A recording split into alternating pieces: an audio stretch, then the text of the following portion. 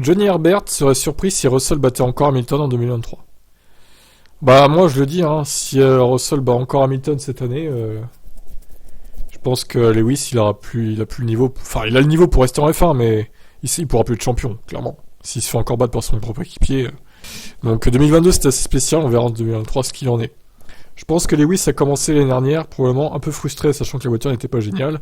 Je pense pas qu'il ait eu la bonne approche mentale parce qu'il était probablement frustré comme un pilote de course le serait, comme un septuple champion du monde, essayant d'obtenir un huitième titre. Mais maintenant, cette opportunité s'est réinitialisée pour se préparer mentalement et physiquement. C'est une bonne chose, peut-être pour Lewis, sachant que la pression va être forte de la part de George. En fin de compte, Herbert s'attend à ce que Hamilton remporte la bataille intra-équipe de Mercedes.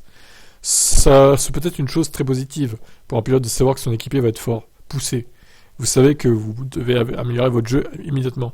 Lewis a fait ça dans le passé, mais il arrive à la fin de sa carrière. Les choses changent à mesure que vous vieillissez, et lorsque vous avez un jeune... Alors, ils n'ont pas traduit whippersnapper, je sais pas ce que ça veut dire exactement. Un jeune loup, on va dire, qui arrive, qui a soif de succès, il va y avoir un croisement à un moment donné.